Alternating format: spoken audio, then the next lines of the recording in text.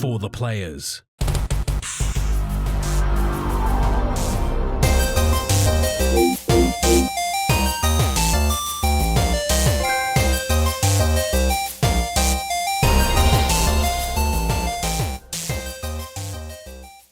I'm Ryan Betson.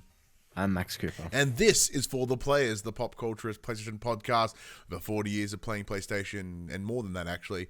And 10, 15 plus years in the games. I want to thank you for joining us in this PlayStation conversation.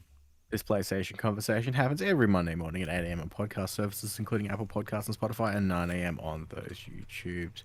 If you'd like to take part in future conversations with us, you can come and check out our socials: Facebook, Discord, Instagram, and X. All of those links can be found in the description below. If you want to join the conversation as it happens, head over to twitch.tv/thepopculturist. We watch us record this show live, where you can jump in the chat and become part of the show. If you want to support the show, you can. Tell your friends, tell your family about this PlayStation pod. If you are listening to us on podcast services, be sure to give us a 5-star rating and a written review. Watch us on YouTube, be sure to like, subscribe, comment below. I endeavor to answer every single comment.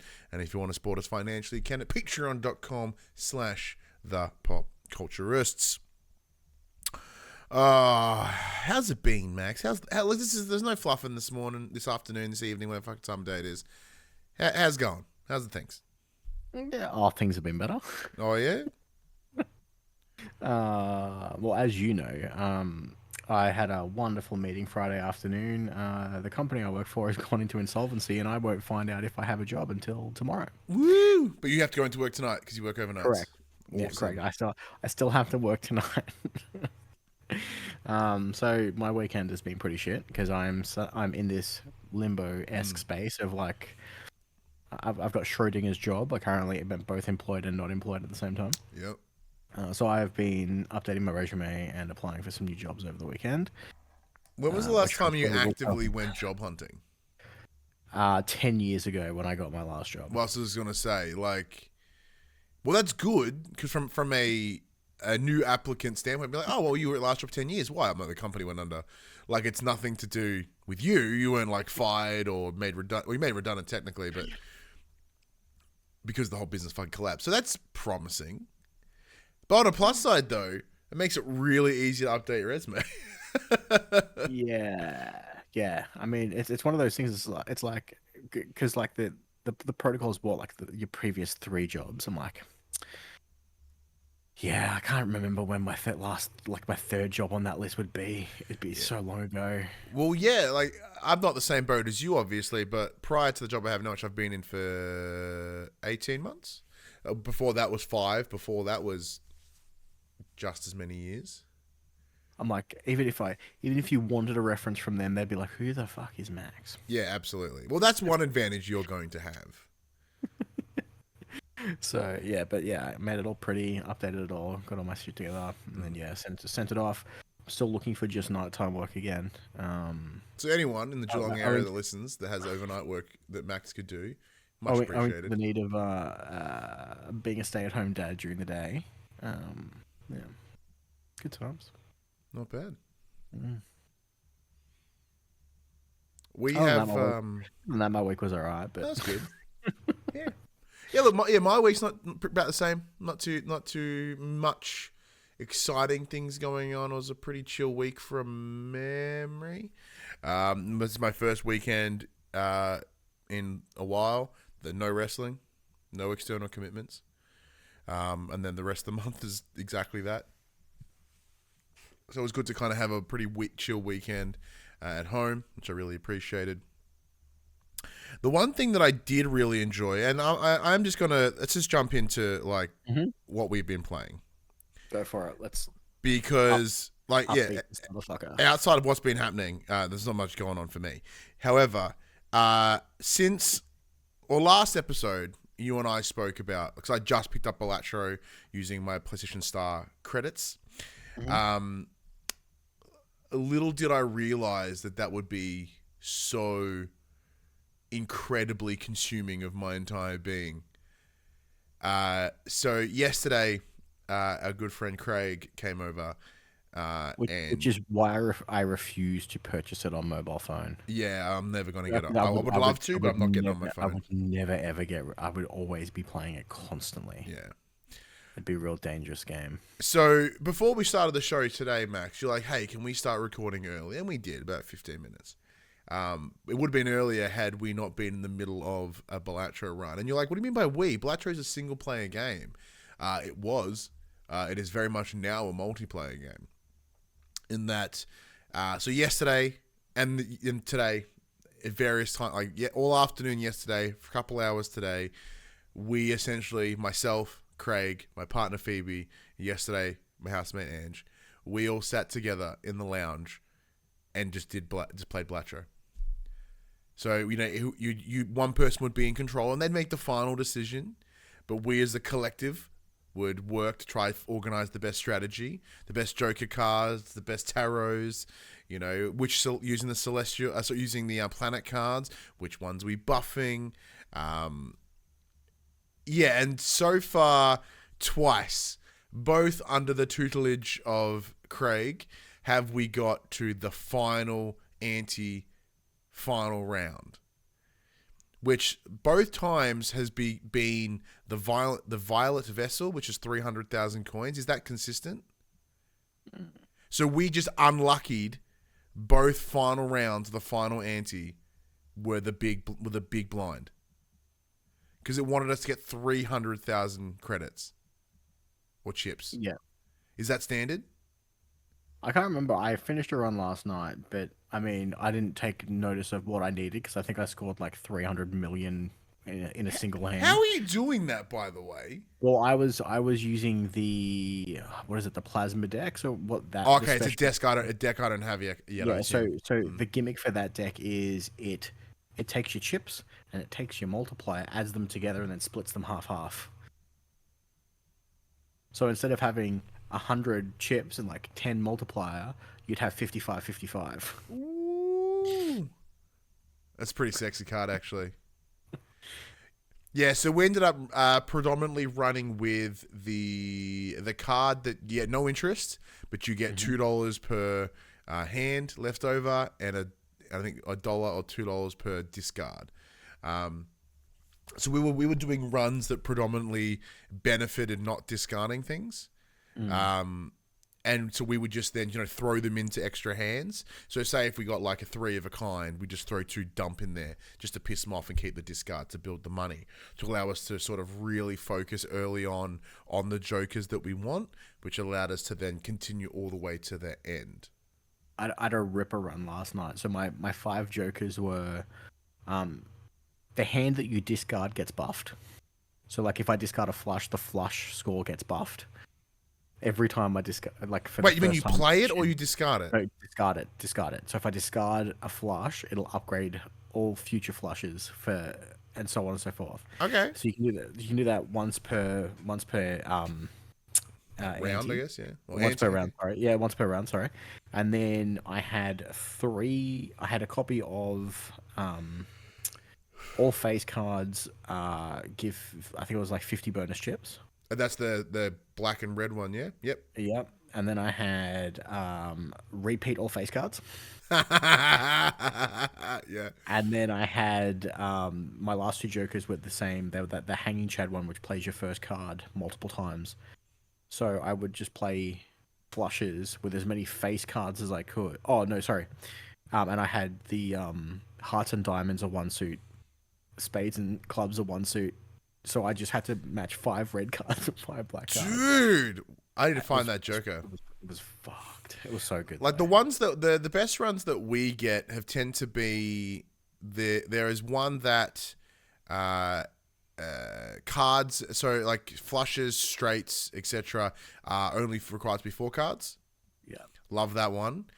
In a different run, we then found you can do straights, flushes, or whatever with 1 number gaps. You can go king, jack, 9 or whatever. That one is a fucking lifesaver. If we combined that one and the 4 card, it'd be heaven. We played a lot of the, particular suit gets a buff. So we would just then start using a lot of the celestial cards to make everything a diamond or make everything, which is helpful unless the big boss is no diamonds and then we're a bit boned. But thankfully, we The hadn't had wo- that happen. the worst is all cards previously played this anti are debuffed, and you're like, motherfucker. Oh, dude, that one has murdered me like a bunch of times, like an unreasonable amount of times.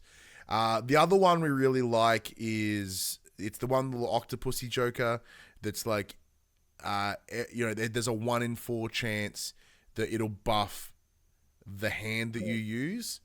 And the run that we did with Craig, it was almost like 75% because it would go bang, bang, bang. Like once or twice, the entire run did it not give us the hand, the suit or the card type or whatever benefit. But in short, this game fucking rules. Now, it did come out this year, right? On PlayStation? Correct. Good, because it is now immediately in my Game of the Year conversation. Came out in February. Beautiful, because guess what? It's in my Game of the Year chat now. Because just the level of enjoyment I have had over the last 2 days, and like it's a game that's even got Phoebe involved. Now she is open to games, she plays games, but very infrequently. She doesn't really have the sus of the 2 sticks or whatever. Like she's fine, but Balatro is so easy to pick up and play that she's able to jump in and get it and start smashing it. And she's pointing out hands that we were busy paying. Well, we were looking over here, and she's like, hang on, look over here. So that's been fun.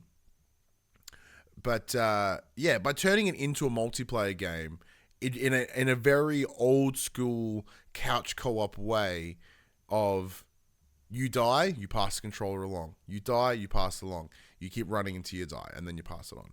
That is kind of fun. But because we're all actively involved, everyone's still getting that little bit of extra enjoyment from it, I guess, for lack of a better explanation. But I obviously I noticed the more you play, the more of when it comes to so what's the word I'm looking for? No, I've lost it. It's gone. Either way, the game's absolutely incredible. Thoroughly enjoyed it. Thoroughly enjoying it. Am I going to play it the second I finish this recording? Very likely. Am I playing it right? Yes. Yeah, if I'm playing it right now, possibly. The portal is on the other side of this screen. I could just reach over and grab it. But yeah. No, I can't. I'm trying to think of all the words, all the positive words that I could say about Balatro. Because I was very much in the frame of mind. Everyone was jerking the game's dick at the start of the year, and I was like, "What's this all this hubbub, huh? What's all this?" Get it? Yeah, I was like, "What's going on here?" And now I played it, and I go, "Oh damn, I get it. This game rules. I want to play. Like I want to play this game all the time. Like I genuinely, I don't normally, games in the bed aren't really allowed. Oh, you're missing out. Oh, yeah. Very, very straight, very standard. Not a lot of fun. What a prude. Yeah. No, so like there's very like we don't have any TV in the bedroom because both my partner and I, Phoebe and I, are not big fans of TVs in bedrooms. But sadly that, phones, we think about on our phones and stuff. But I think the portal might be the line.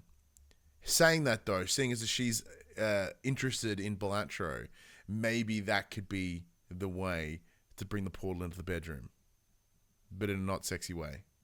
Although some of the hands we've been getting in Balatro, pretty sexy. And I also got a trophy for Royal Flush, so I was pretty happy to get at least one Royal Flush. I'm happy with. Other than that, Max, have you been playing anything?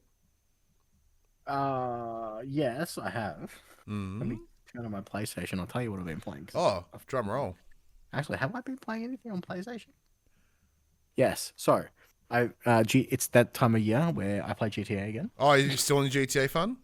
Yeah. So we've been doing some heists, and it turns out there are heists that I have not done because I got first time completion bonuses for a few. Well, then that's certainly ones I haven't done. Then what under what? Because the heists themselves were only like one DLC drop, yeah? No, that was multiple. Okay, fill me in. Because there was the casino heist when the casino area. There was the Doomsday heist when they dropped the bunkers. There was the... There was the original, like, 5. Yeah, I don't know. There's It's each heaps. now. Okay. Cool. I did one. I went, woo, cool, monies. So I've been playing Rocket League, been playing GTA. Obviously, I've also been playing Balatro as well, as I mentioned earlier. I've been playing a little bit more of Metaphor Fantazio, still chugging through that. It's still fantastic. The character I thought I killed off a couple of weeks ago has mysteriously returned to life. It was all a big ruse that no one told me about. So that was relieving to see the end of that side story from that character. Awesome development. Really well designed and played out. It was awesome. But no, I haven't really been playing a whole ton. I've been watching a lot of TV this week. Again? Everything's come out all at once. Oh yeah, you've got your Arcane and you've got your I've watched the first two parts of Arcane. I watched Cobra Kai. I watched what else did I watch? The Yellowstone's back. I've been a TV boy this week. Well, I'm actively being better at trying to watch more movies. Now, it's one of the things that I certainly have critiqued myself for in the past. So there was a time where I used to watch a stack of movies and I enjoyed them, and then I don't know what happened. Maybe ADHD got worse or something, where I just couldn't sit down and watch TV, couldn't watch movies, just couldn't do it. My son and I sat down and watched Austin Powers together on Sunday. Oh, how good! We watched that one recently. That was awesome. While we were waiting for the fucking Jake Paul Mike Tyson fight, I'm like, let's watch Austin Powers. I heard that fight was a poo. Yeah. I didn't watch it because boxing is more rigged than wrestling, so I don't care. Yeah. Was not great. But last night we watched the Judd Apatow movie This Is 40. Oh yeah. Because the last time I saw it, I was like 23. I was like, this is... 40. And now I'm pushing 40. I turned 35 last week. So I was like, ooh, let's see how much more relatable this show is, this movie is. And the answer is painfully so. But also in a very good way. Because there's a lot of the things that they deal with in the movie that I have either already dealt with and have an answer for, or... we're not there. We're not going to get those things because it's different circumstances. But it is confronting to be like, oh man. But of course, Paul Rudd's amazing in it. Leslie Mann's amazing in it. It's been very, very good. But that's it. That's all you've been doing. You've been playing. Yeah, not really. Not really. Yeah. Fun stuff. Which is interesting because November is the time, right? It really, really should be. But it's not. Arcane's really making me play League of Legends a lot. I must admit. Yeah, it's probably taking up a lot of your time. I'm playing a lot of League of Legends.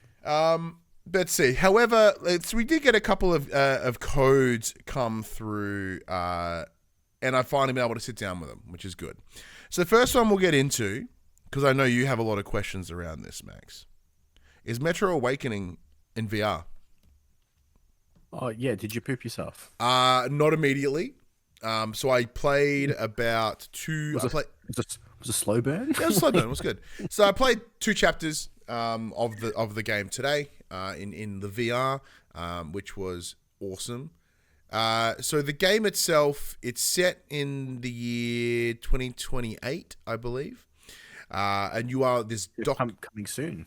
Oh, yeah, fucking real soon. Where you're a doctor. And the game starts where you're in this one other area, encampment, and then you go to yours, and that is where your wife is, and your wife is having some challenges. So your son died 15 years before, but she still hears his voice, and this 8-year-old voice that comes through crystal clear to her. She makes this decision to not take her medication, and then just rip up this whole mushroom area of the metro safe house. A safe area, it's a shanty town. So you are then, this is what, once again, first 2 chapters, so what happens after that, I can't speak to it yet. After the first 2 chapters, and then you have to go out and follow the path of the vendor, the merchant, who normally brings her medication to your shanty town. So that's when all the exploration in the darkness all kicks into gear. The game itself is really, really good. And I say that for multiple reasons. The setting itself is perfect. perfect for VR because you're walking in a lot of enclosed tunnels. So there's, in terms of world render, you're not rendering this giant world like you would say in Horizon Call of the Mountain. Instead, you're absolutely working within very restricted passageways. I was seeing some pop in though, especially if you look at the tubes, the pipes on the roof on the track as you're coming in. You look up and you can literally see it go from the square block, kind of like hexagonal to circle, if you just stare at it long enough. And I'm not sure whether that's sort of, when you look at it and hits a point and like it, what's the eye tracking called? It's got a fancy name. The foveated view. Foveated rendering, whatever, right? So it notices where I'm looking and pops in. So obviously it might just be just out of that render distance, but as it comes close, and then it kicks in. The game is quite dark, but certainly not dark thematically or like setting wise. Oh, this is all within the setting. So in terms of the experience, so it's quite visually dark in that it's very not of light. Not of light. It's not very bright. I thought I'd ask the question coming off Silent Hill 2, which was just fucking dark. Yeah, that game. Yeah, it's nowhere near as fucking dark as Silent Hill. Thank Christ. However, that does kind of add to the suspense here as you're fully engulfed in said darkness because you're in VR. So you have a headlamp that you've got to manually crank to charge because everything. We'll get into all the accoutrements of the VR. That's pretty good in terms of playing it. It doesn't make me ill, and I've been moving really freely. I played it for felt like a couple hours today. Never felt sick, never felt lost on my feet, never felt queasy. How it chooses to track your movement and track your interaction with the game is pretty fantastic. Speaking of interaction, go ahead. Sorry, teleport hopping or free movement? I went free movement, but both options are available. Okay, cool. Yep. So the next part is all the accoutrements, right? And so the interaction. The best part about a VR title is your ability to engage with the world around you. So within this title, there's a bunch of different things you can do. So of course, like the game, you have your, like the main games, you kind of have your watch that will tell you a bunch of different information. Tell you the time of the game, but also as you start exploring the more radioactive areas of the world, it is what tells you how long your rebreather has left on it. So you'll hear this beeping noise, you look down at your watch, and you're like, shit, I got 2 minutes. Which is fun. Very similar to I think it's very similar to Arizona Sunshine as well. All your ammo and supplies are on your chest. So when you collect something, you just hold it to your chest, let go, and it goes into your inventory. On your left hip, you have a health gun, which is essentially a little vial. Put into a gun, stick it in your hand, go ka-chunk, you get your health back. On your right hip is your firearm, which as of right now, I'm not sure whether it expands or you get more, is just a handgun. Very similar to that of Arizona Sunshine, you do need to have quite a bit of engagement with it. Pop the clip, put it in, cock the gun itself. But that's kind of really fun because as you find guns or, throughout the world, you pick it up, you have a slip down, you're like, all right, hang on, you've got 1 in the chamber. Okay, you've got 4 in there.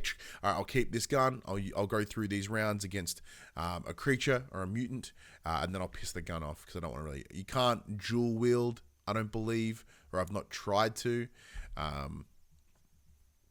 Mostly because I was finding myself being really cautious. And I mean that in a good way. Because as I'm making my way through these dark, dim corridors, everything feels kind of murky and gross because you're in a metro. So as you come to these doors, I'm finding myself literally doing the whole opening it slightly with one hand, peeking through with the gun on the other, and then really being very cautious about my corners.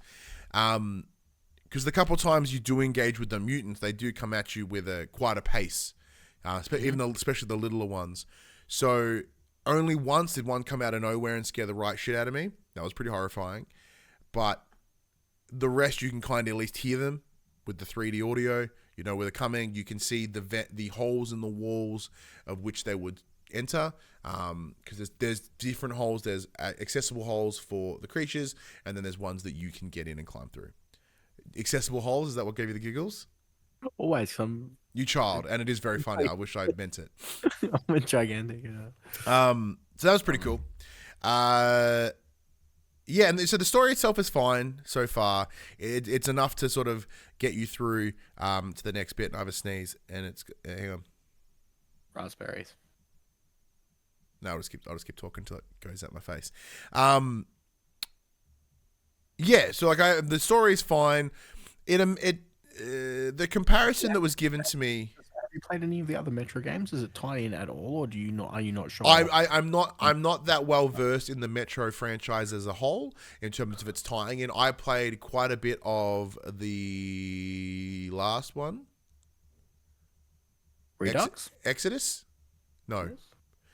Because there's Metro 2020 whatever, Redux or whatever. Then there's Last Light, and then there's the one where you first go out onto the surface.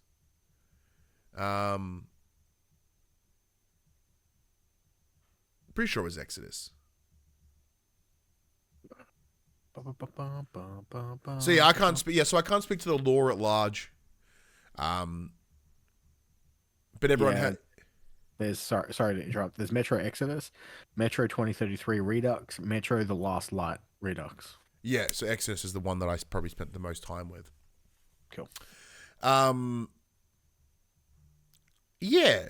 So, yeah, the story itself is pretty fine. It's just getting you to the next bit. Once again, only 2 chapters in, though. I'm unsure how long the game is.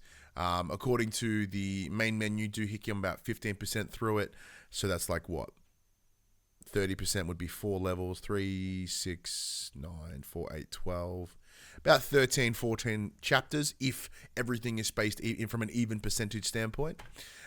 Which may not be the case. It may be 20%. So it might be 10% a level. But yeah, so because you're quite keen on this, do you have any specific questions around it? That's why I keep interrupting you, trying to gauge my interest level. Obviously, I enjoy the fact that it's one of those very interactive, physical, like the physicality of VR is what you want from a VR game.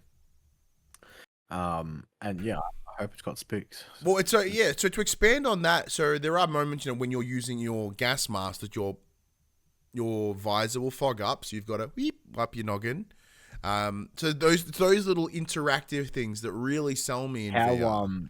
How good's the wiping? Like if I was to like draw a dick on my face, would that? No, it's pretty much a standard, like just a one hand kind of, and you don't have to like do multiple. You can just do one. You don't have to do a John Cena. You can't turn invisible. No, yeah, you just go one and done. It's more like a very old school 60s. You watch Austin Powers, it's very much like that. You know what I'm saying? Yep.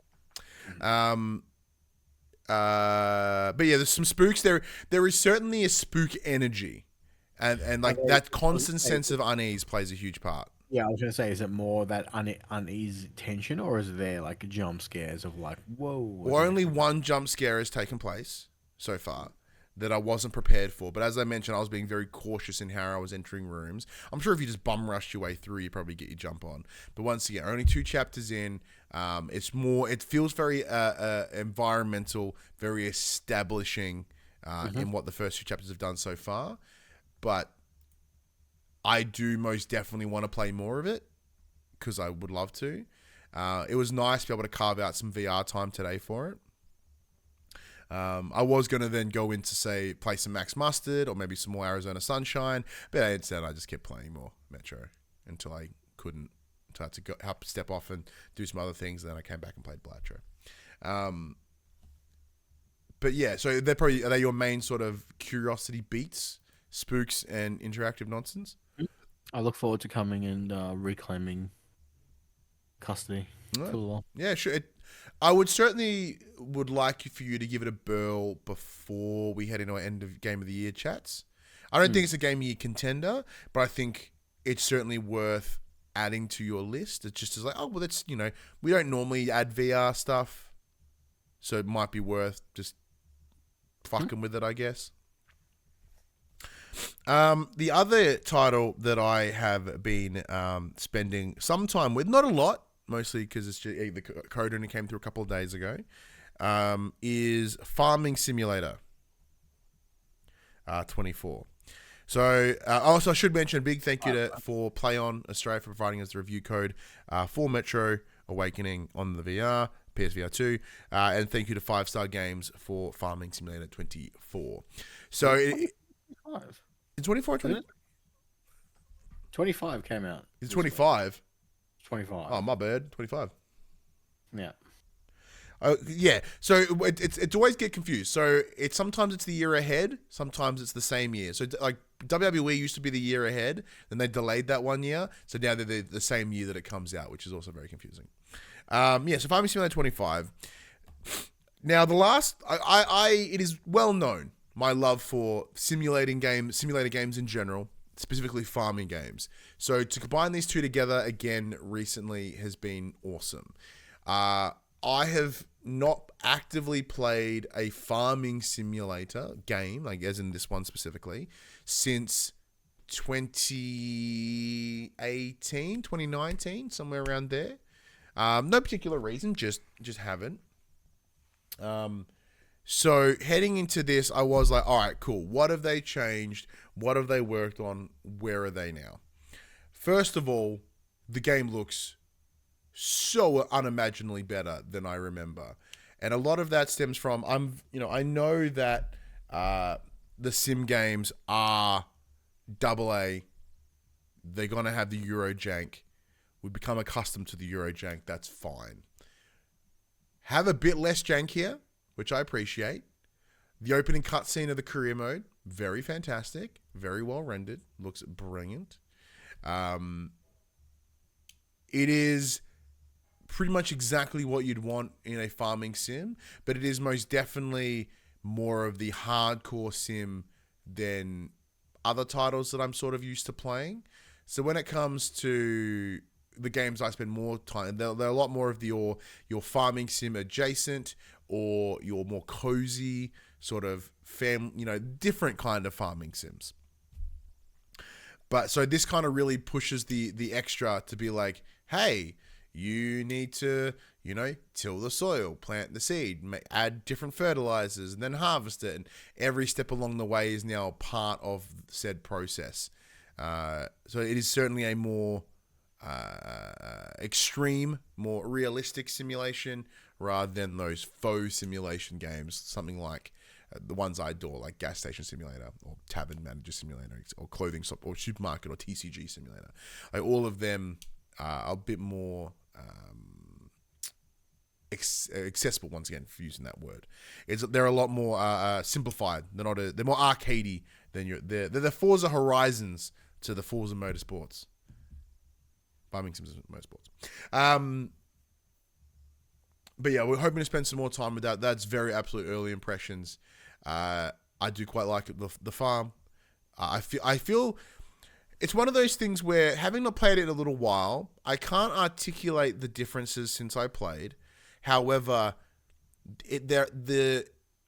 whether it's my growth as a player in games in general, as we're always growing and learning and changing, or there has been some substantial quality of life improvements to the game, because I am finding it just to be an overall more enjoyable experience than last time. I still enjoyed it last time, but this time I'm like, ooh, yeah, it's, all the menus are the same. The UI is the same, but the gameplay feels better. The story, the campaign feels like they've intentionally kiddified it a little bit. Not in a bad way, but they just lowered that barrier of entry to make it a little bit more accessible.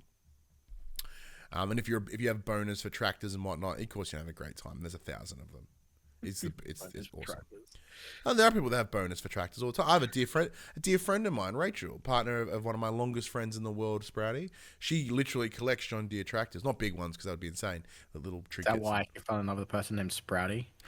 Nope, but that makes sense. It does in fact make a whole lot of sense. But yeah, big fan. Really enjoying that. Now, if I have a look, I have played some games with my son. So I played some Team Sonic Racing, bit of Secret Neighbor. But that's pretty much it. Yeah, that is it. Has been a pretty busy week. It's been nice to play the VR again and enjoy it and not want to vom like when I played Resident Evil 8. So, yeah. So, how about, Max? Let's just get into the section we call Inform the Players, where we tell y'all about what happened this week in PlayStation. It's that time of the month. The extra and premium games have been announced. GTA 5. Oh, well, these are the extra titles. GTA 5, PS5, PS4. Get into it. Christmas time's coming. Well, yeah, you'll find Max there. You'll find me there. I normally end up playing GTA over Christmas. Dying Light 2, PS5, PS4. Like a Dragon Ishin, PS5, PS4. MotoGP, PS5, PS4. The Sims 4, Island Living, PS4. Digimon Survive, PS4. Overcooked, PS5, PS4. I'm going to recommend that to my parents as a multiplayer game to play, to have fun, could last, chuckles, not ruin their marriage at all. Stick Fight the Game, PS4. Clash, Artifacts of Chaos, PS5, PS4. Killer Frequency, PS5, PS4. Hungry Shark World, PS4. And Chivalry 2, PS5, PS4. And for those premium people, we have Synapse, PSVR2. Blood Omen, Legacy of Kain, PS1. Blood Omen 2, PS2, right before the remasters. Resistance, Fall of Man, PS3, streaming only, not available in Australia. Resistance 2, PS3, streaming only, not available in Australia.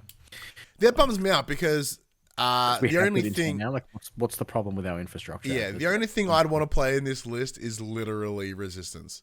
And it's I really want to play Digimon Survive, so I'm pretty stoked at this month. I did play some Digimon games back in PS1 days, and they were fun. I did enjoy them, but I've always been more Pokemans than Digimon. Digimans. Yeah. All Pokemon are Digimon, but not all Digimon are Pokemon. That's also true. And Overcooked is a good way to just murder, because that is the Overcooked All You Can Eat. So that's the 1 and 2 with all DLCs. Big fun. Awesome game. But yes, absolutely. Put your parents fighting each other. Be awesome. Because they're currently playing A Way Out. Oh. After playing It Takes Two.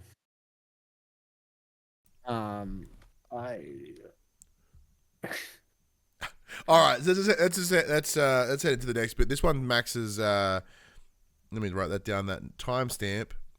Max, you've called this something Horizon pun. So the Horizon franchise has had a very busy year in 2024, with the arrival of Forbidden West on PC in March, the Zero Dawn remaster in October, and now the LEGO Horizon Adventures having launched just last week. The momentum looks set to continue in 2025 if a recent job listing is to be believed.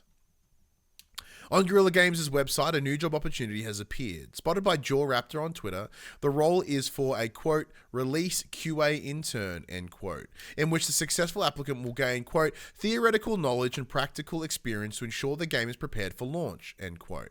Furthermore, the internship is set to take place, quote, during the first half of 2025, end quote.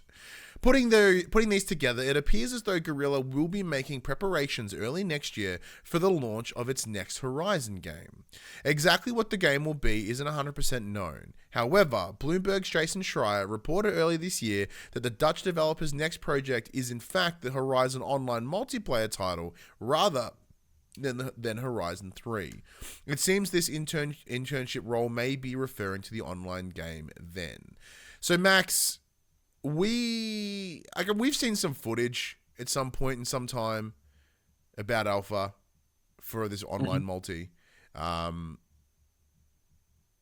We have discussed how a game like Horizon would have all sort of the benefits of, say, a Monster Hunter, but for someone like myself, if they make it things I'll care about, then I'm more intrigued into it.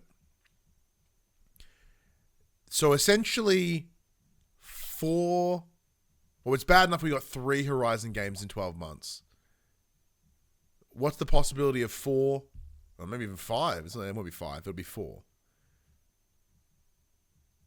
In 18 months. Or possibly 24 months. Is that too much Horizon? I've got Horizon fatigue. You got the Horizon fatigue. You know, I feel that. Like superhero fatigue. I'm just like, Well, because even then, the year before that, we got Call in the Mountain. So it'll be 6 games in 3 years. So remember back in the day, people were like, oh, games take too long to produce. What about the PS2 days where we got like great GTA 3, Vice City, and San Andreas all in the scope of like 4 years? And like, okay, you want 4 games in 4 years? Well, how about 6 in 2? Everyone's like, no, thank you. But I guess, okay, Max, it's probably the key question, right? It's all well and good. I'm keen to check it out because I'll probably play it. But it's that whole kettle of fish of that. 2 of these titles are not new. Yes. Like one's a PC port, one's a remaster. So it's like, and one's adjacent, 2.5. one's an abridged. Yeah, abridged as we named it. It's like 2.5 games. Yeah. So like, yeah, the general feedback around the Horizon games is not awesome, but they keep pushing it. So I guess the question for you, Max, what are Sony seeing that the average consumer is not? I don't know. Or is the average consumer just an idiot? Because is Horizon that good? I mean, maybe. They are that dumb normally. We are all a bit dumb most of the time. That's the thing. Like, I love Horizon Zero Dawn. Yeah. Loved it. Forbidden West didn't do it for me. I don't know what it is. I think at the time I think I described it as it reeks of middle child syndrome, and it's not getting anywhere because it can't do it. Which tells you that you didn't get far. As much as I shit on fucking JRPGs, you just didn't get far enough because there is a huge turn that changes everything. Which is fine, but yeah, for whatever reason, it wasn't pulling me to get to that point. So. I say that knowing that what my answer is the incorrect answer, because the answer shouldn't be, oh well, you should have just played more, because that's not how it should be. It's the same thing of like, oh, it gets good in season 2. Fuck that, not doing it. I think season 1 was great. Yeah, but apparently season 1 was great. First half of season 2 was lackluster, and it hasn't wanted me to finish. That's what I'm saying. Yeah. It didn't continue that momentum that I felt it had on the back end of Zero Dawn. It could be the fact that they're pushing it because they want this Netflix show to be a success. Mm-hmm. Like they have the blueprint already for how Last of Us played out on gaming consoles, and then how it played out on HBO. It's HBO, right? It was HBO, yes. Yeah. So they're like, if we can replicate that with this, that means we're going to have an extra large tentpole IP ready to go that we can kind of milk a little bit more. And that's fine. That's not necessarily a bad thing. But it's the same as, do Guerrilla want to be the Horizon guys as much as Naughty Dog are the Last of Us folks now? Like, are they going to get stuck just doing this forever? And I think that would be a detriment to the team. Oh, you think? I would agree with you. Yeah, absolutely. So to expand on your thought, I don't want PlayStation to be like, okay, it's 2025, here's your Horizon game. 2026, here's your God of War game. 2027, Last of Us turn, and then we're just gonna rotate. Fucking. Excuse me. Yeah. We're gonna rotate those 3 titles as if they're Call of Duty developers. Yeah. On a 3-year rotation basis, like, don't do that. So to expand on that formula is one of the key reasons that I don't play Xbox. It's one of the key reasons I don't play Nintendo. In that every new quote unquote Nintendo game is like, hey, check out Mario. He has a new suit. Whoop whoop, whole new game. Yeah. Here's Pokemon. It's the same game. It's still pretty shitty because we refuse to upgrade it for some reason. But it's got new Pokemon. Woo woo. That's pretty much it. And at least with like Zelda, they're like, hey, we have a new Zelda, but this one you get to play as Zelda. Woo woo. It's like. So you're implying that if Sony went, here's a new God of War, you get a new weapon, whoop whoop, you won't be like, I'm fucking playing that. Well, no. Okay. Let me clarify. God of War is a different example, mostly because we very much know my adoration, my love for God of War, but if we start doing the cycle of Xboxes, here's Gears, here's Halo, here's Forza, I'll fucking punch myself. or punch everyone around me, because that is not what I can. One of the beautiful things about PlayStation, they do know which franchises to keep, and they do know which ones to get rid of. And up until PS3, which I know is technically less consoles now than because we're heading with 5, excuse me, they were really good at stepping away from franchises. You know, there's a reason we don't get Jak and Daxter anymore. There's a reason we don't get Infamous or Resistance or Killzone, because they knew that they had stayed their welcome. And I don't, as similar to you, Max, I don't want these studios to be shoehorned into specific studios. Like they're Naughty Dog. They're not Uncharted Studios. Or, you know, as once again, 343, which is already named after a Halo thing, is now just called Halo Studios. That's not good. It's not good at all. Oh, also, speaking of Call of Duty, I've been playing the campaign. It's fucking awesome. However, expanding on that idea of like, why Horizon? What is it about Horizon that they're wanting to showcase so heavily? The cynic in me goes, it's because it's Herman Hulse's baby, and he's now CEO of PlayStation. That's why. But I don't think it's that simple. I believe the reason that they like Horizon is the world itself is incredibly fascinating. That you had essentially a worldwide catastrophe that has allowed for it's not post-apocalyptic.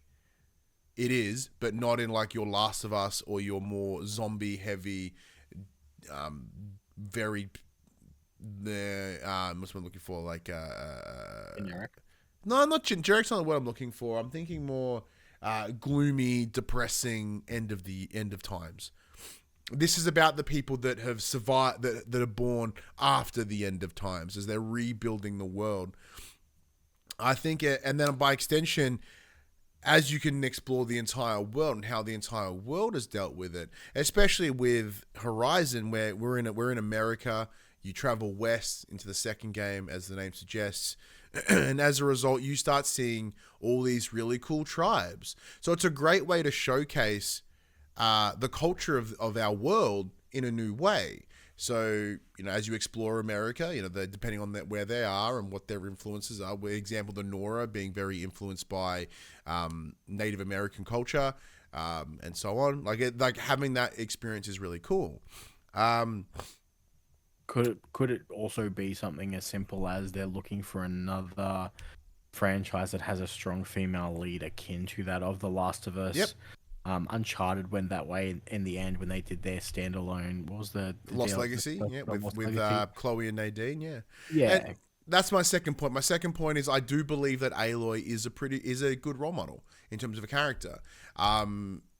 She's not awesome in that she, especially in the first and then early in the second game, she is quite dismissive of people. She can speak very condescendingly.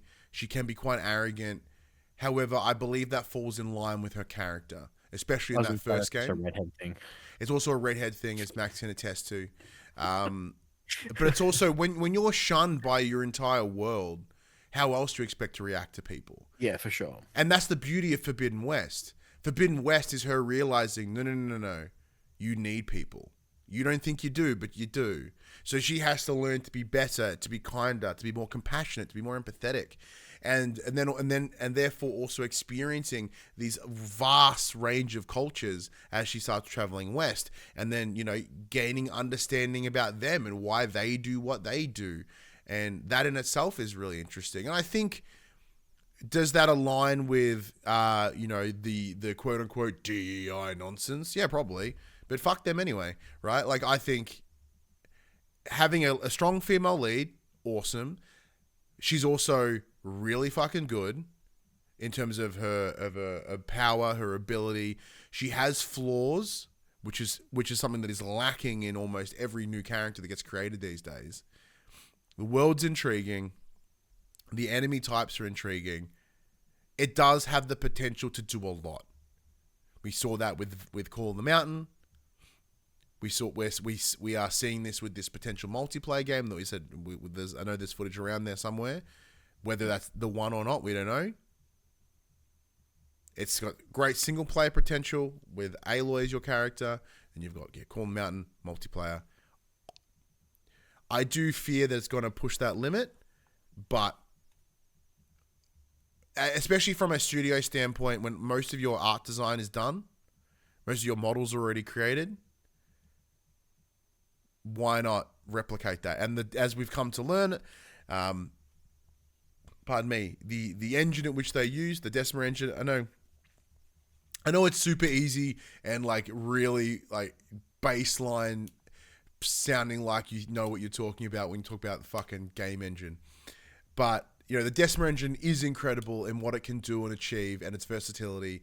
We're seeing that with Horizon Zero Dawn, Forbidden West. We saw that with Death Stranding, and we'll no doubt see it with Death Stranding 2 on the beach. There's a lot of scope for what that engine can do. And and the level of fidelity that it can deliver. Whatever you think of Forbidden West, that's fine, but you cannot argue that it is one of the most stunning games you'll ever experience on a console. Yeah. So, in wrap up, I think that's a lot of those key reasons of why they're liking Horizon. It's a lot more readily accessible to a wider range of individuals, or that say God of War isn't, where Last of Us isn't. And I think God of War and Last of Us are relics of that PS3 time, especially Kratos, right? He started as a very ultra masculine, angry character that they've then changed and adapt heading into the Norse duology, the two games. Where you yourself can speak to your daughter connecting to Aloy, or at least in Astrobot form. Yeah. Like in terms of, I guess it differs. I know. For me, it differs for me because I have a son. I don't have a daughter. So how do you look at that with that in mind? I guess.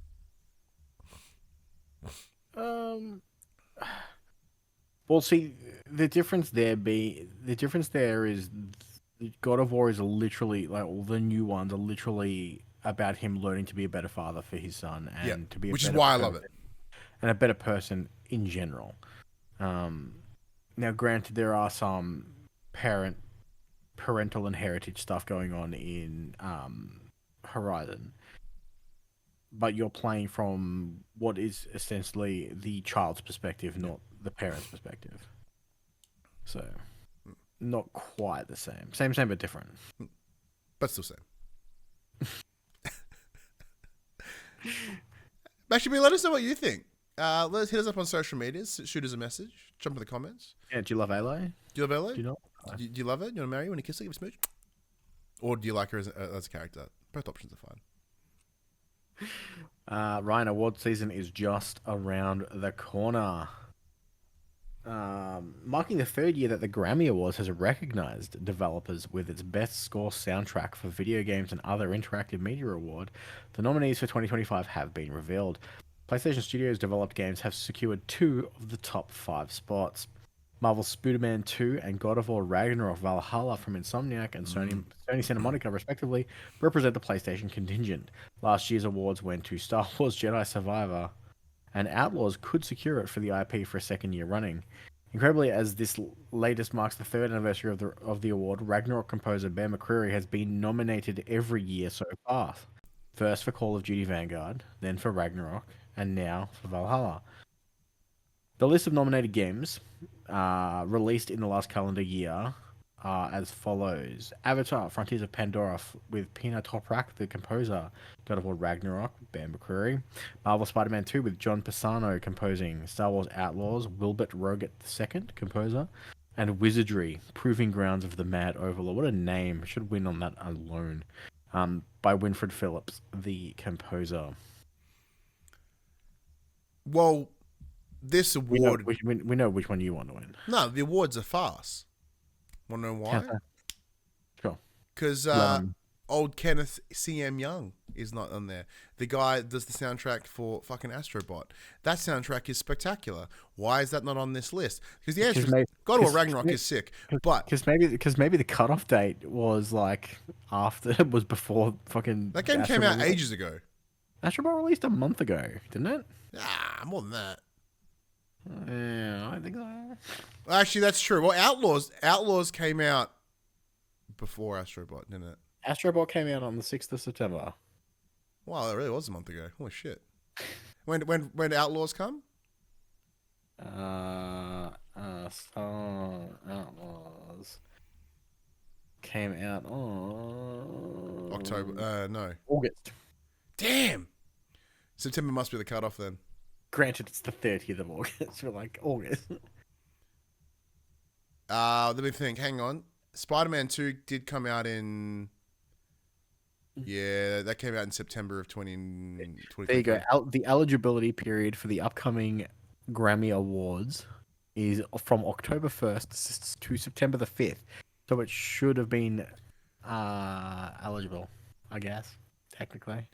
Bullshit.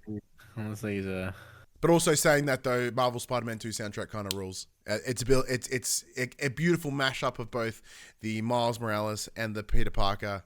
It's exceptional. Big fan. I love Bear McCreary, so God of War Ragnarok's a big doozy for me. Yes, Big Shep in the chat. # justice for Astrobot. Absolutely. But it's going to clean up at the Game Awards. So who cares? What do you think, Max? What do you think's going to... Wait, before we jump into that one, that's a good segue that I just ruined. Like I said, it should be Wizardry Proving Grounds with the Mad Overlord, purely for its name alone. But no, I think... Well, I haven't played God of War Ragnarok Valhalla, so I have no idea what the soundtrack... It just sounds like God of War Ragnarok. Sounds like God of War Ragnarok? Yeah, a lot of... Oh, and then, like, strings and shit, and horns. Yeah, I mean, Bear McCreary did such a fantastic job, like... That I don't think Outlaws is going to nail it after Jedi Survivors. I haven't played it, It's on my list as Big Shep in the chat. But still, my boy Betson is pressed. So just for Astrobot, yes. Why the hell have you not played Astrobot, Big Shep? That's the big point. The big question. Why fucking not playing Astrobot? That's the big quiz. But sorry, now you may segue. Cool. Game Awards. An update to the FAQ on the event's official website notes, quote, "The Game Awards aims to recognize the best creative and technical work each year, irrespective of the format of that content's release. Expansion packs, new game seasons, DLCs, remakes, and remasters are all eligible in all categories, if the jury deems the new creative and technical work to be worthy of a nomination," end quote. The statement does go on to underline that, quote, "The newness of the content and its price value should be taken into consideration," end quote. With the ballots now closed, Polygon reports that voters were aware of these rules prior to submitting their nominations. While the language in the FAQ is new, it's unclear if the Game Awards has always had this policy. For example, last year's Cyberpunk 2077 expansion, The Phantom Liberty, was a highly acclaimed release, although it never made the overall Game of the Year nominations. It was nominated for Best Narrative, however, so I guess that it is consistent enough with the above messaging. Nevertheless, I suspect that this statement has been released now because Elden Ring Shadow of the Erdtree has made the cut and will win. But we will know for sure as the nominations will be announced on Monday. That's Tuesday for us. It's also interesting that in-game seasons are now also eligible for Game of the Year. That means, in theory, you could have a Fortnite season or a Honkai Star Rail patch competing against Astrobot and Final Fantasy VII Rebirth. That's a line that's been... That's not good. I doubt that'll happen, but it is allowed per the rules.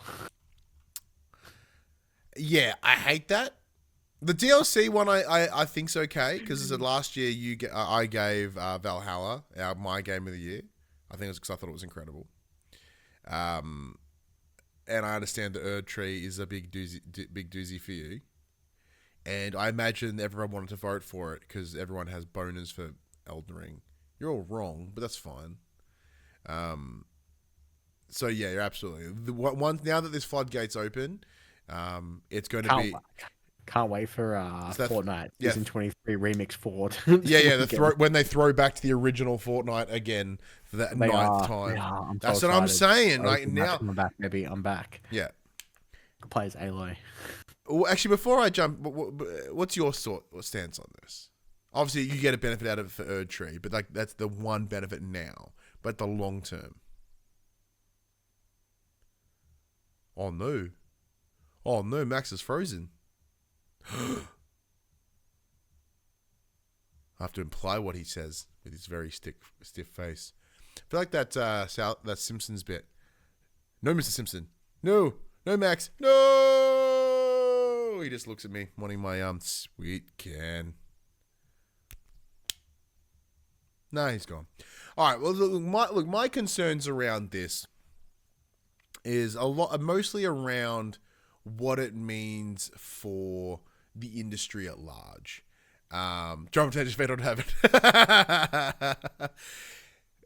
This just shows the impact on games as a service across the whole industry. Oh, hang on. Oh, I'm now Max, apparently. Hi, everyone. Oh, I'm back. Hey, Max, you're back. Yes, I am back. Can you hear me? Yeah, we can hear you. Cool. Awesome. Yep, Yeah, cool. So if anyone, we reenacted the scene from The Simpsons, where you touched my sweet can because you wanted my gummy Mona Lisa that was on my butt. Oh, yeah. I remember. So what's your stance on this? And then it's one of those things of like, I guess it's one of those things where like, I'll use the Elden Ring example. That DLC was big enough to be its own game. Much like, akin to that of like Uncharted Lost Legacy. Although it was a standalone title, could have been at one point classified as a DLC. Like, the thing was huge. I don't think seasons should be eligible. That is ridiculous in my opinion. But like, the Alan Wake 2 DLCs from what I've heard are absolutely stunning and probably should be recognized for the work that they've done for that. It's just one of those things of like, it mentioned it earlier in the thing that you had, that they were to take into account the newness of the content and the price value consideration. Like, should a Fortnite season win because they've got Marvel skins this time around? Is that what makes it the best? Like, no, not necessarily. It's a very slippery slope. Mm-hmm. But yeah, it's one of those things. Yeah, I'm in a similar space to you. I think it's the difficulty of this year being the year the eligibility gets considered makes it difficult because with Erdtree, subjectively not for me, but objectively very good. Like everyone swears by it. I am in the strong minority on the title, mostly on Elden Ring at large and Soulsborne in general. So the only way around this would do we go like old school to, in the 2000s where you'd be like best DLC, best expansion. Yeah. Why don't they just have its own category? Yeah, you get its own category, then it's going to fucking win. I think Game of the Year needs to be allocated to brand new titles. I think that's important. And like, yes, Elden Ring may be a big enough expansion. So by brand new titles, you don't think Silent Hill 2 remake should be in the running? Because it's not a brand new title. It's not a brand new title. I think I had the same issue last year with Resident Evil 4 remake. I thought the game was fantastic, but you're working off a pre-established like Game of the Year quality title. Do you feel that the new Final Fantasy VII series should not be eligible as they are based on older content, despite the fact that it is essentially an entirely they are predominantly reimaginings rather than remakes. They rebuilt a whole lot of the game. Yeah, okay. Like there's more. Like that game is not beat for beat the original. Silent Hill 2. While I 100% agree with you, I was curious to look if they're willing to put into the categories of like you need, where was that section where did you mentioned just a moment ago about the price, cost, whatever. The statement goes on to underline that the newness of the content and its price/value should be taken into consideration. Yeah, price/value is subjective as fuck, right? Like, in terms of what you said, like the Alan Wake DLC is really good. It's what I've heard, but is that equivalent to the base game? No. Well, it's one of those things. Like I think they're $10 expansions, and they're about 3 to 4 hours long. Whereas you're paying $15 for the Shadow of the Erdtree expansion, and that's almost as big as the entire base game. In that case, objectively, the Erdtree DLC is way worth of more value. Only if you're someone that equates time to money. Yes. where I have played DLC in the past that were way smaller than I had like Valhalla as an example was fucking free, but I had such a good run with that title because I enjoyed it with what it was. Did I finish it really quickly? Well, quote unquote, finish it really quickly because you can get running it forever. Yeah, but I ripped it. So in that same breath, does that retract my Valhalla Game of the Year last year? Absolutely. And I'm more than willing to say, yeah, it didn't really count. We did it because who fucking cares? It's us. Had Valhalla won at the Game Awards last year, once again, objectively, that's fucked. Subjectively, big fan. But my concern, and this is what I started mentioning before you freezed and touched my can, my issue here is that this demonstrates a larger issue with the industry. This shows how prevalent, how much of a stranglehold games as a service have on this industry. Because I refuse to believe that in any consideration, a season of Fortnite could be better than a brand new title that is built for a different purpose. Like, the idea is like, once again, from a discussion standpoint, should the season of Fortnite be in the same conversation as Elden Ring, as Alan Wake 2? No, they fucking shouldn't. To me, this reads as this. I know one might say is probably really controversial, or at least a confronting take. I believe in some capacity gatekeeping is important. Gatekeeping is what ensures that our digital storefronts aren't full of utter garbage, but they are. With a little bit of gatekeeping, that would be fixed. A game of the year, which also, spoilers for the longest time, means fucking nothing. But if Jeff Keighley truly wants the Game Awards to be in a similar vein conversation as Emmys, as Golden Globes, as Oscars, as BAFTAs, then you don't fucking do this. Because what you're showing is you are bringing everything down to the same level. Next thing you know, free mobile games will be allowed to be Game of the Year. Would Pokemon Trading Card Game Pocket be eligible? Everyone's playing it, everyone's loving it. Why is that different from a season? It's a brand new game, but we don't include it. I mean, we don't include it because it doesn't get voted on by the people. And but a lot of I'm talking about the cognitive bias, right? People won't put that in that list because it's a phone game. But I mean, you could argue that so is Fortnite technically, so is Balatro now, and Balatro is going to be in the Game of the Year list. Fuck yeah, because it damn should be. And realistically, Balatro is like, you're playing a hand of poker over and over and over again. It's not much to it. Like, see, content wise, there's not much to it. However, I'm very aware that this also presents my own unconscious bias, in that I believe a Game of the Year should be a powerful story, a way of using the medium in a different way that makes it stand the fuck out. And I have the same stance when it comes to movies as well with Oscars. Wouldn't that cut out, or wouldn't that have the potential to cut out a lot of indie games that don't do that? Well, no, because if they can tell an incredible story within their scope, then that's fine. It's within the scope of the game, like Cult of a Lamb as an example, tells an incredible story within the scope of its But that also is already a category. It's not best indie or whatever. No, I mean, like, story is already, and art direction is already a category. Like, that should not be... Yeah, and then the idea is all those things mushed together. Game of the Year is just one of those things of, like, one of those... And because it's voted on by people, like, outlets, essentially, it's one of those things of... And public. What did I have the most fun with? Like, what is my... personal, because at the end of the day, this is my personal Game of the Year, not objectively the greatest design, the greatest running, the greatest sounding. It is it is essentially what is my favorite game of the year is what the game of the year will be. That is the joysticks. That is where the public can vote. Public vote on what's fun.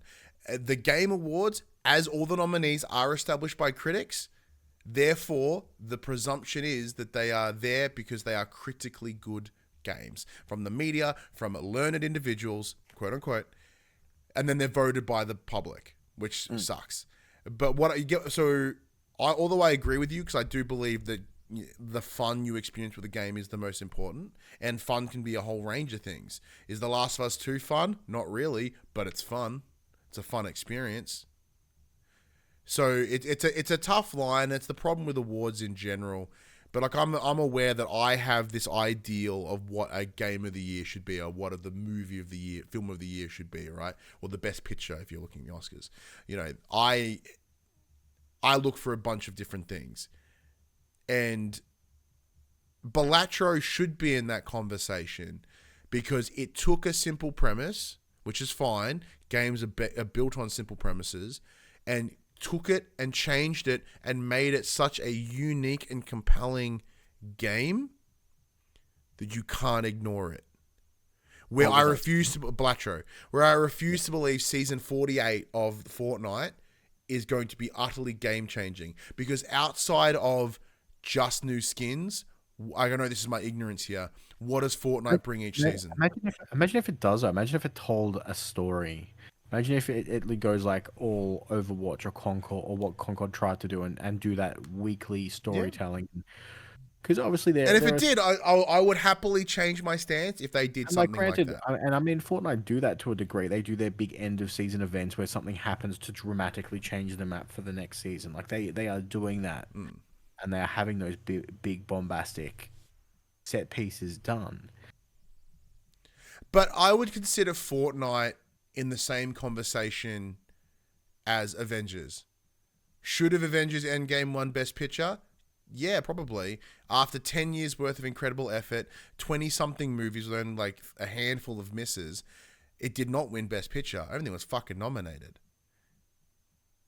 Where Fortnite, it makes the most amount of money, it has some of the most players in the world, it has some really cool things, but it should be treated the same. If the Avengers can't, and the day that the Oscars sort of welcome in things like the Avengers, or whatever, I think it kind of delegitimizes it. And I think Jeff Keighley, for the entire time the Game Awards have been around, has been trying to fight this line of legitimacy and mass appeal, and those two don't go hand in hand, especially in an award space. And I feel like he's catering to a lower subsect for some reason, which is interesting, because even in years where game releases are slower, there are always standouts, and we don't have to default to the fucking season pass of a game. It's one of those things of like, it sounds like it's not.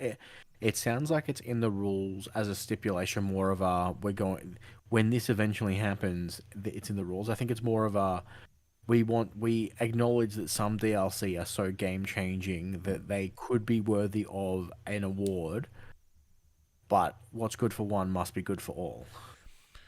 Like, I understand that. I don't think this year Jeff Keighley's going to walk out and be like, "It's fucking Fortnite this year, ladies and gentlemen. They've done it." Like, I don't think it'll ever happen. I think it's more of a blanket. If we're going to add one, we have to add them all. And yeah. I'm very aware that it's like my issue with it, because I assume people are okay with it. Everyone just wants their game to win. No one gives a flying fuck about the actual award or the legitimacy of it. I mean, we have the DICE Awards. Like, we have that more legitimate award ceremony anyway. Yeah, and admittedly, I pay attention to the outcomes, but I don't watch them. So, like, I guess on me, right? I'm like, I want this more legitimate award, and it gets it. And that exists, and I do pay attention to the DICE for that reason. But do you think the DICE Awards would ever make the stipulation? No. Because they're a real fucking award. Well, I think they have a fucking DLC category, which is the easier option. Perfect, big win. Yeah. I mean, I could be wrong, but I would imagine that's what they do. It would make sense. All right, Max, we're going long. Let's get into them quick bits. That's me. This is Oh, you. sick. Yep. So Valve, celebrates 20 years of Half-Life 2 with a new documentary. I didn't know about that. Happened yesterday. Day before? Sick. I haven't played Half-Life 2 since I was like 19 years old. I probably should play it again. It's pretty good. The GTA Trilogy dev have implied a dick move because Rockstar has removed the team Grove Street Games name from the remasters. And that is on the back of a bunch of updates ongoing, as well as one big update recently where the remastered GTA Trilogy are actually in a really good space right now. Yeah. It sucks they had to get here. Grove Street Games was originally their phone port studio that then were given the hand, were like, hey, can you do these remasters? They're like, yeah, sure. And then fucked it up royally. So it's not a dick move. The dick moves, they did a fucking garbage job. They AI'd a bunch of it. They can suck dick. I was gonna say, my understanding is they're the ones who have been updating it and fixed it, and now they've been removed their name from they're going in and fixing all the things that Grove Street Games fucked up on. Why would you want to have that associated? I believe Grove Street Games were the people that fixed it. Isn't it the other way? They're still working on it because they're still all the developers are still in the end game credits. Yeah. Like they're still all there. Like I'm pretty sure it was Grove Street that made the original. Yeah, the original port, but their quote unquote hard work has since been fixed. Yeah, Mute in the chat jumps in and goes, I don't know if Grove Street needs praise, but they are in the end credits. And Big Shep jumps in. I remember when that game released, what a dumpster fire. It absolutely was. I heard it was Rockstar that made the recent updates. Thomas Williamson, perhaps trying to retain some semblance of professionalism, didn't mention the label by name, but said hypothetically that it's a dick move to remove primary developers from credits in an update, especially when an update includes hundreds of fixes that were provided by those developers that stayed out of the players' hands for years. No, it's PR messaging, man. It's just changing. It's fine. It does. Does it suck? Yes, it does. For the individuals that worked on it, yes, it does. Now, that's on the presumption they did a bad job intentionally, which I don't believe that to be the case. I think it's time pressure and whatever. But like we saw, like a lot of the issues with the GTA remaster ports, the GTA Trilogy ports, were that they used AI shit everywhere, and that was the problem. They used AI upscaling, and it made issues. So they did a subpar job that they've had to spend 3 years to fix. 3 years. The reputation of Grand Theft Auto and Rockstar was heavily impacted by this. And what happens if you Google Grove Street Games? What do you get? All the bad stories. So you change the narrative. Once again, for those that worked on it, they still worked on it. Their name's in the credits. They can still put it on their LinkedIn or whatever. Not that you'd want to, but it's just taken off the front page. That's fine. There's a bunch of devs that contribute heavily to games that aren't like external dev studios that aren't credited on the front. A new Lego Horizon set has possibly leaked. I'm sorry, Max, what? It was literally just a minifig of Aloy. I saw that. Yeah, it's her in the spectral suit or whatever. Yeah, that could be part of a bigger set, but we don't know. Thunderjaw. Do it. Speaking of, let's expand on that for a second. Apparently, I saw you sent through a report to me earlier today that the active player count on Steam for Lego Horizons like fuck all. Less than Concord. Yeah, it was less than Concord day by one. 3 or something. Wasn't it by 3 people? Yeah. Yeah, it was under 200 or something like that, or under 800 or whatever the fuck it was. I don't think it's indicative of anything. The game is not built for PC players. It's built for console and Switch. Where you want to pay attention is what are those Switch numbers. That's what I want to see. You'll never know, and we'll never know. Maybe one day, but probably not. The Secret Level official trailer is out now. Now I have not watched this intentionally because I'm just going to watch the series. I don't want to spoil because the concept is so fucking cool. I'm just going to wait. I'm going to go watch it. I haven't seen it either. Yeah. So it is out there for those of you that do want to go check out the Secret Level. For those playing at home, Secret Level is the series that is coming to Amazon Prime in early December with, I think it's 8 episodes, which each episode sort of focusing on a different game. We know Concord's got a level. We got Kratos is in there. Sifu's in there. A bunch of other games. I don't want the surprise. Mega Man. Oh, Mega Man's in there. There's a fair few. Yeah, it should be sweet.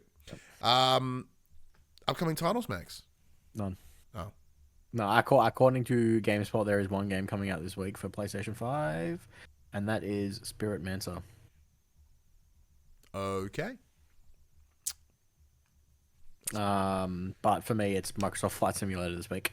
Oh, yeah. Gonna crash some planes. Oh, can't play the game. Well, you're sitting here trying to suss out air flight. I'm trying to work out how to like sow corn in farming sim to get really shitty at my combine harvester, which makes sense because combine harvester shouldn't be seeding seeds. It should be pulling shit out of the ground. But anyways, yeah, once again, that does bring us to the end of the show. Big thank you to everyone for joining, whether it be here on Twitch or, you know, in general, listening to this, taking time out of your week to listen to this absolute nonsense of a show. We do appreciate it for those that take time out of your day. As we say, time is the most precious thing we have. And if for some reason you chose to spend it with us. So, Max, let's send them home. Alrighty, everybody. This PlayStation conversation happens every Monday morning at 8 a.m. on podcast services, including Apple Podcasts and Spotify, and 9 a.m. on those YouTubes. If you want to check out the not winners of People's Sexiest Man Award this year. These guys. Robbed by Krasinski. Makes sense, though. He's a very dreamy man. If you'd like to take part in future conversations with us, you can come and check out our socials: Facebook, Discord, Instagram, and X. All of those links can be found in the description below. If you want to join the conversation as it happens, head over to twitch.tv/thepopculturist. We can watch us record this show live, where you can jump in the chat and become a part of the show. If you want to support the show, you can tell your friends, tell your family about this PlayStation Pod. If you're listening to us on podcast service, be sure to give us a 5-star rating and a written review. If you watch us on YouTube, be sure to like, subscribe, comment below. I endeavor to answer every single comment. And if you want to support us financially, you can at patreon.com/thepopculturist. But until next week, I'm Ryan Betson. I'm Max Cooper. And that was For the Players. Big Shep says, you're playing the wrong Sims. Lawnmowing Sim is where it's at. I tried that. I didn't really like it. I wanted to. I thought it'd be a cool idea. Like, ooh, it's like Mullet's here, and I've got a bone to pick with him. Oh wait, is it an on-air gripe? Can we keep recording? Do we want to hear this? Yeah, you can keep recording. All right, let's go. It's just about bullshit trivia questions. Okay, go. And the ambiguity in which they're asked. All right, let it up. So on, I think it was Friday, Ali messaged me. She's like, "Hey, we're doing some trivia at work. It's all about Thanos and the Rings of Power." I'm like, "Oh yeah, okay, lay it on me." One of the questions was, what was the first appearance of? Which stone was the first appearance, and what movie was it in? Hang on. The first stone was the Tesseract. Correct. What movie was it in?